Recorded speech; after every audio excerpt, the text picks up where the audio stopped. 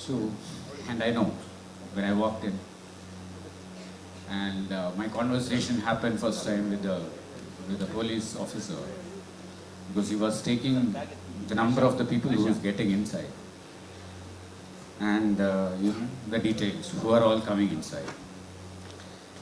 It's an interesting thing, actually. A person who actually refused to take the protection of the police, even if she had the threat, she told that, even I still remember, I never wanted a protection from a man, who was being with me. Then what is this police is going to give me a protection is the question. But today we are in the middle of police, and we have been frisked, taken our numbers,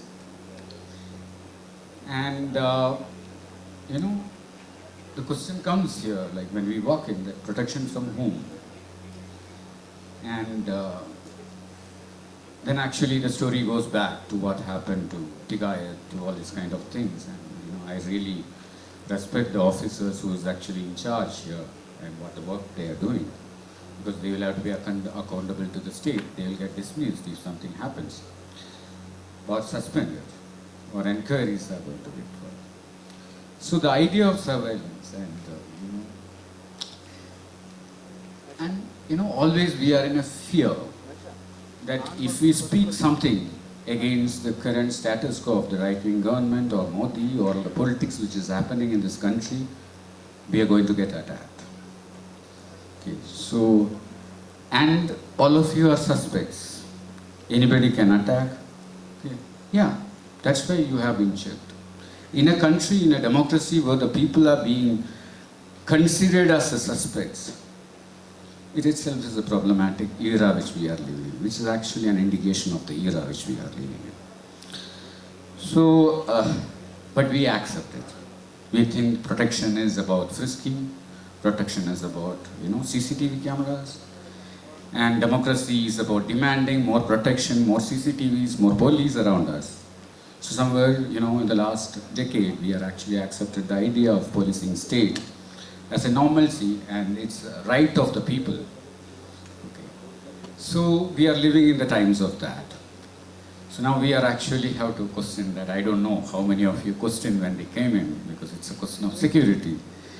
We also think that somebody is going to attack, because Arundhati is here, Prakash is here, okay, G.N. Devi sir is here, so they are going to attack. Okay. And we need protection. The citizens of this country who has different opinion needs the protection against the, against the Sangh Parivar who is ruling this country, to actually speak out. And this is the condition of the democracy where we are living, where we lost our Gauri. So,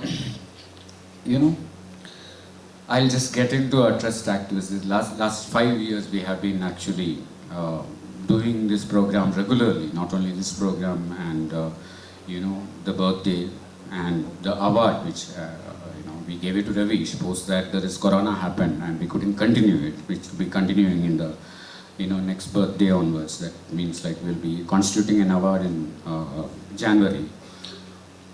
And the idea of Gauri Memorial Trust is not to organize actually 2 memorial programs every year, but in terms of engaging and taking forward what Gauri stood for, what Gauri actually lost her life for, and why Gauri is living in your hearts and minds.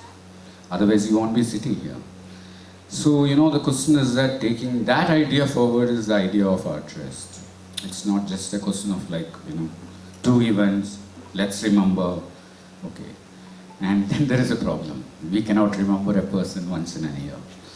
We will be remembering that person's idea, that person every single day in your life. Several of us, because we have, we are friends. We are actually lived with her. We fought with her. So she's actually the energy which is still taking us forward, telling that whatever way the gateway of BJP's gateway of Karnataka goes, we are not going to stop our fight. And she's our energy, she's our, the bigger giving us to fight, and we will never fail, that is for sure. And yeah, then when I turn back and look at it, there is an empty chair which is sitting there. And 2 days back, all of us, actually, when we speak about justice, there are certain words which has actually been told for the last, post-90s onwards. I have justice denied, justice served. Okay.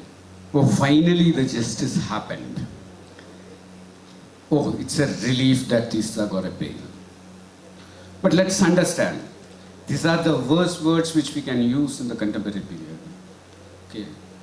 The question here is that 2 months somebody in a jail without a charge sheet, and finally Supreme Court give a judgment without having anything else to say.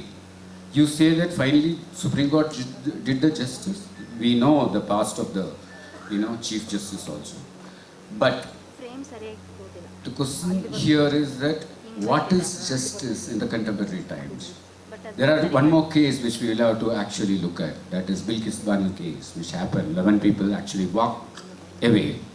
What it said, Nirbhaya, and if it is especially done by the right-wing people, in the pretext of I don't call it a riot because I happened to shoot that pogrom.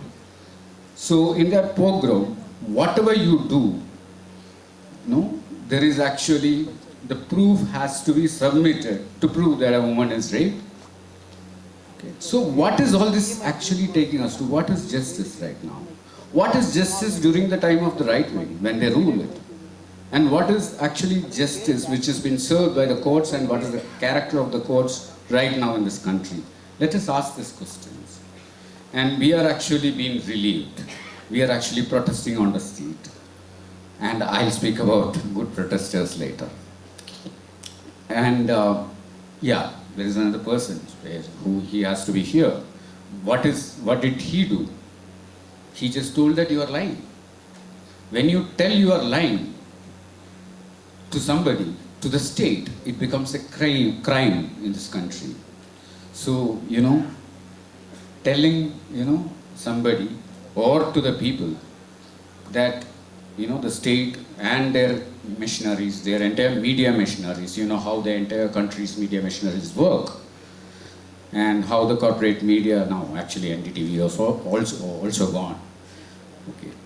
And so the question is that, does it mean that you can't speak anything, even what is truth in this country? Then actually you will be in jail. Luckily he's out of it. And the children, actually I love her children quite a bit, like Kanaya or like Jignesh. Jignesh is out of the jail anyway. And the third one whom I love the most is Umar. Okay, I love him like a brother to me. What did Umar do? Have you ever went through the videos of what he spoke?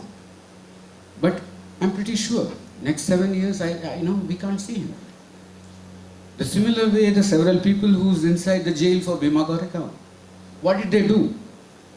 All of us are silent, and all of us are so happy, saying that we protested.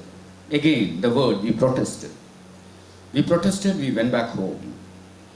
Okay, I wrote about it, but still what? And so, the work is still going on. We are relentless.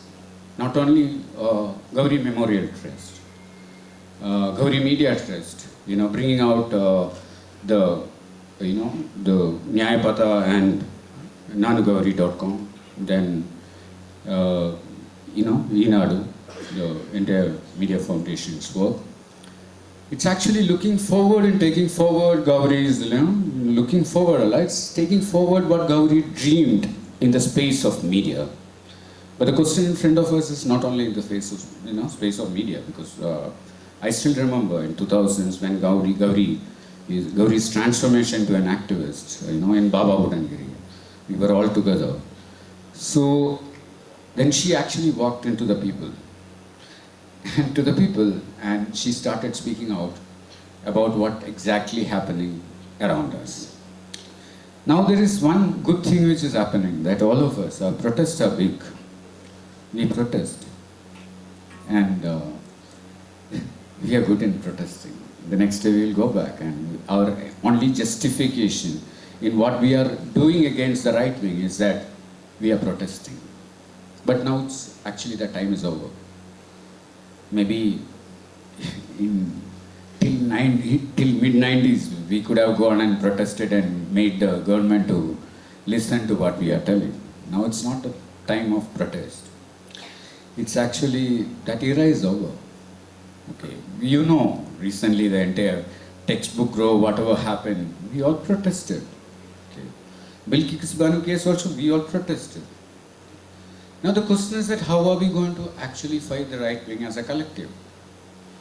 All of us, I hope, when you all come into this room, remembering Gauri, we belong to a same collective. So the question in front of us, I have got the sheet, so I'll have to finish. So here, what can we do beyond attending town hall protests as well as, other protests which is in call for? How can we be whole hands with different organizations, even including our trust, to different other organizations which is working in Karnataka, to fight against and build a movement against it and work, all of us, let's say, I will not stop, I'll not stop going for all these, speeches and, I'll say, listening to even Arundhati. But beyond that, how are we going to take this struggle forward? So today is not actually, I'll tell you, we are not here to remember Gauri. Today is the day we will have to remember what Gauri stood for, and Gauri making you remember what we will have to fight for. Thank you.